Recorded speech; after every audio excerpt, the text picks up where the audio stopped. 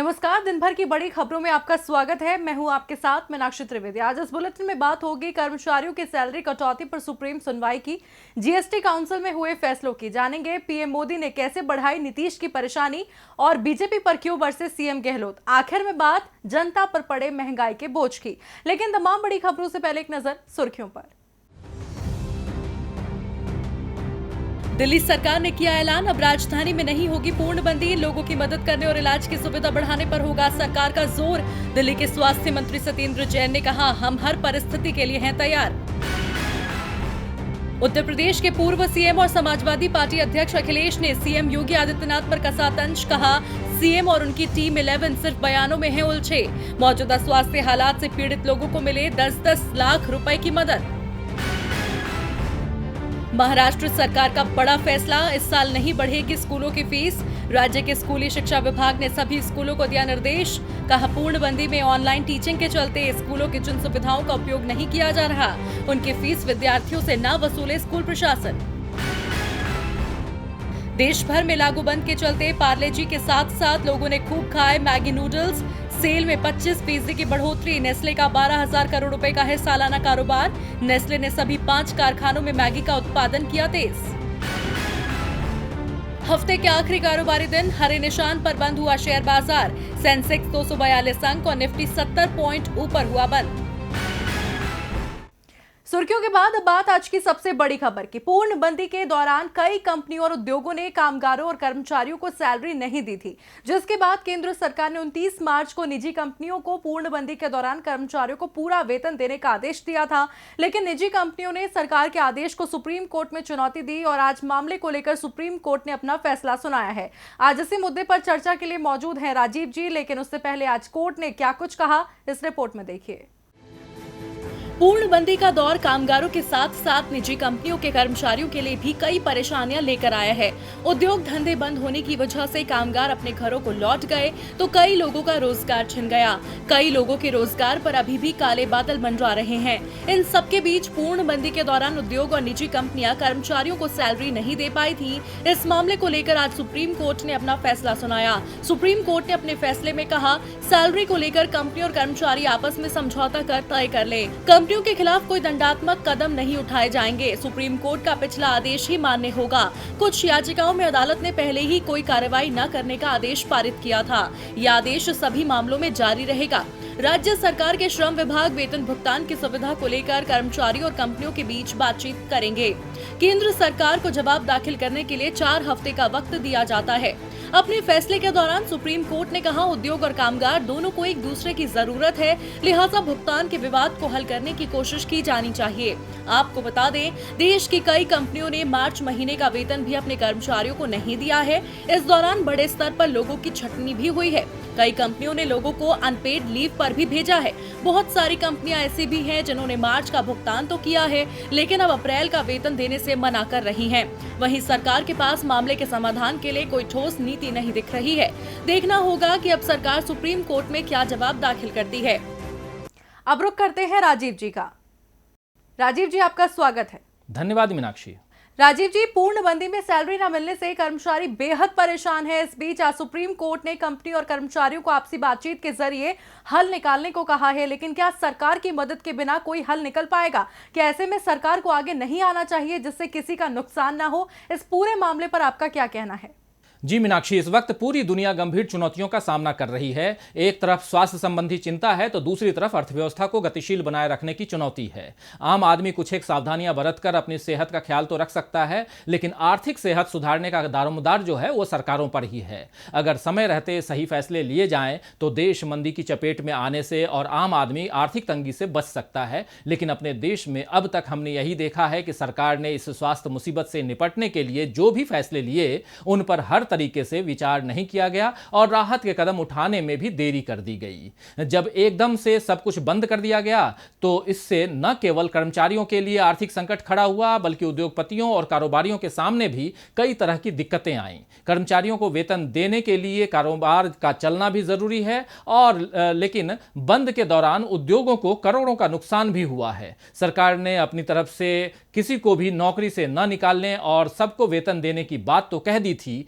लेकिन उसमें सरकार कैसे मदद कर सकती है इस तरफ ध्यान देना शायद वो भूल गई। जिस भारी भरकम राहत पैकेज पर सरकार ऐंठ रही है उससे किसी को फौरी राहत नहीं मिल रही है। कामगार, मध्यम वर्गीय, नौकरी पेशा लोग और उद्योगपति सभी इस वक्त आर्थिक संकट से गुजर रहे हैं। अगर सरकार ने राहत पैकेज में एकदम गरीब तबके के खाते में सीधे नकद की व्यवस्था के साथ साथ कारोबारियों और साधारण मध्यम वर्गीय लोगों के लिए राहत की व्यवस्था की होती तो आज हालात दूसरे होते। खैर, अब मामला सुप्रीम कोर्ट पहुंचा है मीनाक्षी, जहां अदालत ने केंद्र सरकार को 4 हफ्ते का टाइम दिया है, जिसमें विस्तृत हलफनामा दाखिल करने को कहा गया है और साथ ही श्रम संगठनों और उद्योग मालिकों से भी बीच का रास्ता निकालने पर विचार करने को सुप्रीम कोर्ट ने कहा है। इसलिए यह देखना होगा कि सरकार इसमें कोई सकारात्मक भूमिका निभाती है या फिर अपनी जिम्मेदारी से हमेशा की तरह पल्ला झाड़ लेती है।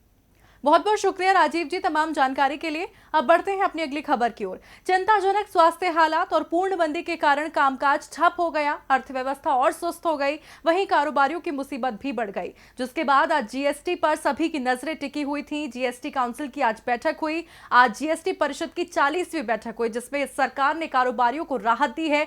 तो क्या कुछ खास रहा इस बैठक में, आइए जानते हैं अपनी इस रिपोर्ट में। देश में स्वास्थ्य मुसीबत के बढ़ते प्रकोप के बीच आज पहली बार वस्तु और सेवा कर परिषद यानी जीएसटी काउंसिल की 40वीं बैठक हुई, जिसमें जीएसटी लेट फीस से परेशान कारोबारियों को राहत मिली है। बैठक में छोटे टैक्स पेयर्स को राहत देने पर सहमति बन गई है। इनमें अगस्त 2017 से जनवरी 2020 तक के लिए जीएसटी रिटर्न दाखिल नहीं करने पर लगने वाली लेट फीस को माफ करने का फैसला हुआ है। लेकिन ये राहत उन व्यापारियों को मिलेगी जिनकी कोई टैक्स लायबिलिटी नहीं है। इसके तहत सालाना 5 करोड़ रुपए से कम टर्नओवर वाले कारोबारियों को फरवरी से जून 2020 के बीच रिटर्न फाइल करने पर सिर्फ 9% ब्याज चुकाना होगा। आपको बता दें, मौजूदा हालात के चलते जीएसटी काउंसिल की बैठक वीडियो कॉन्फ्रेंसिंग के जरिए हुई। इस बैठक में राज्यों को मुआवजा और कंपनसेशन सेस में ज्यादा फंड जुटाने पर भी चर्चा हुई। वित्त मंत्री निर्मला सीतारमण ने कहा, जुलाई 2017 से लेकर जनवरी 2020 तक की बहुत सी रिटर्न फाइलिंग लंबित है। ऐसे में जिन्होंने रिटर्न नहीं भरा है उनसे किसी तरह का विलंब शुल्क नहीं लिया जाएगा। जीएसटीआर 3B को लेट से फाइल करने के अधिकतम शुल्क के लिए 500 रुपए की सीमा तय की गई है। जीएसटीआर 3B को फाइल करने की अवधि 1 जुलाई से 30 सितंबर के बीच कर दी गई है। वित्त मंत्री निर्मला सीतारमण के साथ बैठक में सभी राज्यों के वित्त मंत्री भी शामिल हुए, जिन्होंने केंद्रीय वित्त मंत्री के सामने अपनी बातें रखी। इसके साथ ही बैठक में मौजूदा मुसीबत के कारण केंद्र और राज्यों के राजस्व पर पड़ने वाले असर और इसकी भरपाई पर बातचीत हुई है। टैक्स और रिटर्न दाखिल करने की तारीख आगे बढ़ाने से सरकार ने अप्रैल और मई के जीएसटी कलेक्शन के आंकड़े जारी नहीं किए हैं। गौरतलब है कि इससे पहले मार्च में हुई जीएसटी काउंसिल की 39वीं बैठक में भी स्वास्थ्य मुसीबत को लेकर अर्थव्यवस्था पर पड़ने वाले प्रभाव को लेकर चर्चा हुई थी। उस दौरान भारत में स्वास्थ्य समस्या के मामले बेहद कम थे और पूर्णबंदी का भी फैसला नहीं लिया गया था। अब एक तरफ जहां केंद्र की नरेंद्र मोदी सरकार ने आज जीएसटी को लेकर कारोबारियों को राहत दी है, तो वहीं दूसरी तरफ पीएम मोदी ने खुद बिहार में अपने सहयोगी की मुसीबत बढ़ा दी है। जी हां, BJP JDU supremo Nitish Kumar की अगुवाई में चुनाव लड़ने की बात भले ही कर रही हो, लेकिन सभी 243 सीटों पर पीएम मोदी की वर्चुअल रैली की तैयारियां देखकर जेडीयू खेमे की बेचैनी बढ़ गई है। आखिर पीएम मोदी की वर्चुअल रैली की तैयारियां क्यों उड़ा रही है सीएम नीतीश कुमार की नींद, इस रिपोर्ट में देखिए। देश में मौजूदा स्वास्थ्य मुसीबत दिन ब दिन विकराल रूप धारण कर रही है, लेकिन मोदी सरकार तो मौजूदा मुसीबत को लेकर कम और बिहार के चुनावों को लेकर ज्यादा तैयारियां करती नजर आ रही है। पहले गृह मंत्री अमित शाह ने बिहार में वर्चुअल रैली की और अब प्रधानमंत्री नरेंद्र मोदी की वर्चुअल रैली की तैयारी तेज हो गई है। इतना ही नहीं, प्रधानमंत्री की सभी 243 सीटों पर वर्चुअल रैली की तैयारियों से नीतीश खेमे में बेचैनी बढ़ गई है। अब भले ही बीजेपी बिहार के विधानसभा चुनाव सीएम नीतीश के नेतृत्व में लड़ने की बात कर रही हो, लेकिन बीजेपी जानती है कि इस बार के विधानसभा चुनाव में उसके लिए अपने जनाधार को मजबूत करने का सुनहरा मौका है। सूत्रों से मिली जानकारी के मुताबिक बीजेपी ने बिहार विधानसभा चुनाव के दौरान जो सर्वे करवाया है, उसमें यह निकलकर सामने आया है कि बीजेपी को यह मौका अपने हाथ से गंवाना नहीं चाहिए, जिसके बाद अब एनडीए में सीट शेयरिंग को लेकर तनातनी के आसार नजर आने तय हैं। माना जा रहा है बीजेपी इस बार बिहार में जूनियर पार्टनर की भूमिका नहीं निभाना चाहती है और सीटों के बंटवारे में सीधे 50% से ज्यादा हिस्सेदारी की डिमांड कर सकती है। साफ है, बीजेपी इस मौके को भुनाने में कोई कोर कसर नहीं छोड़ना चाहती। पीएम मोदी की वर्चुअल रैली अगले हफ्ते होने की संभावना है। विधानसभा क्षेत्रों के 72,000 से ज्यादा पोलिंग बूथ्स पर पीएम की वर्चुअल रैली को लेकर तैयारियां चल रही हैं। उम्मीद जताई जा रही है कि प्रधानमंत्री नरेंद्र मोदी की वर्चुअल रैली का मुख्य फोकस घर लौटे प्रवासी कामगारों पर होगा, जो इस बार बिहार में चुनाव की दशा और दिशा दोनों तय करेंगे। अब प्रवासी कामगारों के बिहार सीएम नीतीश कुमार से नाराजगी किसी से छिपी नहीं है।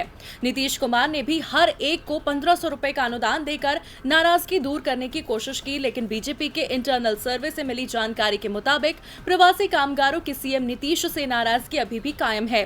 ऐसा भी नहीं है कि प्रवासी कामगार केंद्र सरकार से नाराज नहीं है, लेकिन बीजेपी सारा ठीकरा नीतीश कुमार पर फोड़कर अपना पल्ला झाड़ सकती है। देखना दिलचस्प होगा पीएम मोदी की रैली से बिहार चुनाव पर कितना असर पड़ता है। अब पीएम की रैली को लेकर नीतीश की ये बेचैनी कब दूर होती है, ये देखना होगा। वहीं देखने लायक तो राजस्थान का सियासी माहौल भी है, जहां अब राज्यसभा चुनाव को लेकर सरगर्मियां बढ़ गई हैं। मध्य प्रदेश और गुजरात के बाद राजस्थान कांग्रेस को विधायकों की टूट का डर सता रहा है। सूबे में रिजॉर्ट पॉलिटिक्स भी शुरू हो गई है, जिसे लेकर आज एक बार फिर मुख्यमंत्री अशोक गहलोत बीजेपी पर जमकर बरसे। क्या राजस्थान मध्य प्रदेश और गुजरात की सियासत को दोहराएगा? क्या राजस्थान में भी राज्यसभा चुनाव से ठीक पहले कुछ विधायक कांग्रेस पार्टी से किनारा कर राजस्थान सरकार का नंबर गेम खराब करेंगे? कहीं सीएम अशोक गहलोत की कुर्सी पर काले बादल तो नहीं मंडरा रहे हैं? सियासी गलियारों में आजकल ये सवाल खूब गूंज रहे हैं और इन सवालों ने सबसे ज्यादा परेशान राजस्थान कांग्रेस को कर रखा है।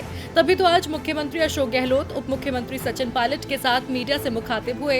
इस दौरान सीएम गहलोत ने प्रधानमंत्री नरेंद्र मोदी और गृह मंत्री अमित शाह पर राज्यसभा चुनाव में जानबूझकर देरी कराने का आरोप लगाया।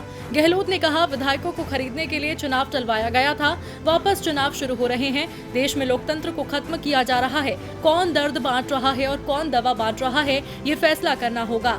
मौजूदा स्वास्थ्य मुसीबत के बावजूद मध्य प्रदेश में सरकार बदल गई। मोदी जी कांग्रेस मुक्त भारत बनाने की बात कहते हैं। कांग्रेस देश के डीएनए में है। जाति और धर्म के नाम पर जनता को कब तक लड़ाओगे? जहां एक और राजस्थान में चल रहे मौजूदा सियासी घटनाक्रम को लेकर गहलोत बेचैन दिखे, तो दूसरी ओर डिप्टी सीएम सचिन पायलट राज्यसभा चुनाव में राजस्थान में कांग्रेस की जीत को लेकर आश्वस्त नजर आए और उन्होंने राज्यसभा चुनाव में 2 सीटों पर कांग्रेस की जीत का दम भरा। दरअसल राजस्थान में राज्यसभा की 3 सीटों के लिए 4 उम्मीदवार मैदान में हैं। आंकड़ों के लिहाज से फिलहाल 2 सीटें कांग्रेस और 1 सीट बीजेपी के खाते में जाती दिख रही है, लेकिन बीजेपी ने 2 उम्मीदवार उतारकर राजस्थान कांग्रेस की टेंशन बढ़ा दी है। बता दें कि कांग्रेस से केसी वेणुगोपाल और नीरज डांगी, जबकि बीजेपी से राजेंद्र गहलोत और ओमकार सिंह चुनावी मैदान में हैं। राजस्थान में एक उम्मीदवार को जीत के लिए 51 वोट की जरूरत है। कांग्रेस के पास 107 विधायक हैं, वहीं बीजेपी के पास खुद के 72 विधायक हैं और उसे 3 आरएलएसपी विधायकों का समर्थन भी प्राप्त है। कांग्रेस राज्यसभा चुनाव से पहले किसी तरह की कोताही नहीं बरतना चाहती, लिहाजा पार्टी ने सभी विधायकों को 3 दिन से रिजॉर्ट में रखा हुआ है। अब मध्य प्रदेश और गुजरात में जो कुछ हुआ वो सबने देखा, लिहाजा राजस्थान कांग्रेस के लिए तैयारियां पुख्ता करना बेहद जरूरी है। भारतीय जनता पार्टी जहां बिहार में विधानसभा चुनाव से लेकर मध्य प्रदेश उपचुनाव और राज्यसभा चुनाव तक की रणनीति बनाने में जुटी है, विपक्षी खेमे में सेंधमारी की कोशिशें हो रही हैं, तो वहीं बीजेपी शासित हिमाचल प्रदेश में तो अपने नेता ही सरकार की सिरदर्दी बढ़ा रहे हैं। हिमाचल बीजेपी में बगावत के सुर बुलंद होने लगे हैं। आखिर क्या है पूरा मामला, इस रिपोर्ट में देखिए। हिमाचल प्रदेश बीजेपी में मची अंतर्कलह अब बाहर आ रही है। हिमाचल में बीजेपी विधायकों और पार्टी संगठन के बीच दिन ब दिन तल्खियां उभर रही हैं। सूबे के सबसे बड़े जिले कांगड़ा के कुछ विधायकों में सरकार और संगठन के प्रति नाराजगी अच्छे संकेत नहीं माने जा सकते। कयास लगाए जा रहे थे कि बीजेपी विधायक दल की बैठक में हर मुद्दे पर चर्चा होगी और इसके बाद हालात बेहतर हो जाएंगे, लेकिन बैठक के बाद तो हालात और भी ज्यादा खराब होते दिख रहे हैं। पार्टी के अंदरूनी सूत्रों की माने तो बैठक में मंत्री पद और प्रदेश अध्यक्ष पद के लिए कोई बातचीत नहीं की गई, बल्कि यहां ज्यादातर विधायकों ने अपना गुस्सा निकाला। ज्वालामुखी के विधायक रमेश धवाला ने भी कुछ तल्खी से अपनी बात रखी। बैठक में कांगड़ा के विधायकों की नाराजगी ने कुछ ऐसा असर किया कि मुख्यमंत्री जयराम ठाकुर ने कांगड़ा के विधायकों के साथ फिर एक विशेष बैठक बुला ली। इस बैठक में विधायकों का गुस्सा फूट पड़ा। रमेश धवाला ने तो बाद में अपनी बात मीडिया के सामने भी रख दी। धवाला ने कहा कि संगठन और सरकार में कोई तालमेल नहीं है। पार्टी के संगठन मंत्री पवन राणा सरकार और संगठन दोनों जगह हस्तक्षेप कर रहे हैं। संगठन चुने हुए नुमाइंदों की नहीं सुन रहा है, जिनका कोई आधार नहीं और जो सत्ता के साथ अपनी निष्ठाएं बदल लेते हैं। ऐसे लोगों को दिन रात काम करने वाले कार्यकर्ताओं के ऊपर तरजीह दी जा रही है। धवाला ने कहा कि ऐसे कार्यकर्ता जिनके कारण हम लोग चुनाव जीतते हैं और जो पार्टी के लिए दिन रात काम करते हैं, उनकी अनदेखी होगी तो पार्टी कैसे मजबूत रह पाएगी। पार्टी कार्यकर्ताओं के ऊपर अगर लोग बाहर से लाकर थोपे जाएंगे तो अगला चुनाव जीतने की अपेक्षा कैसे की जा सकती है। उन्होंने सीएम के सामने साफ कहा कि संगठन अपना काम करे और विधायकों को अपना काम करने दे। अब धवाला ने मीडिया और सीएम के सामने अपनी पूरी भड़ास तो निकाल ली, लेकिन अब देखना होगा बीजेपी में इस राजनीतिक हलचल के बाद किस तरह से कांगड़ा के विधायकों को संतुष्ट किया जाता है। और बुलेटिन के आखिर में बात जनता पर पड़े महंगाई के बोझ की। देश में इस वक्त स्वास्थ्य मुसीबत ने अपना दायरा काफी बढ़ा लिया है। सरकार ने आर्थिक गतिविधियों को तेजी देने के लिए अनलॉक 1 की शुरुआत क्या की। स्वास्थ्य समस्या के मामलों ने भी रफ्तार पकड़ ली, जिससे सरकार के साथ लोगों की बेचैनी भी बढ़ी हुई है। इसी बीच जनता के लिए एक और समस्या सामने खड़ी है और वो है बढ़ती महंगाई की। पेट्रोल डीजल के दाम तो जैसे आसमान पर पहुंचने वाले हैं। देश में जनता पहले ही बढ़ती स्वास्थ्य मुसीबत से सहमी हुई है। पूर्णबंदी के चलते लाखों लोग बेरोजगार हो चुके हैं। इसी बीच अब महंगाई भी आसमान पर पहुंचती जा रही है।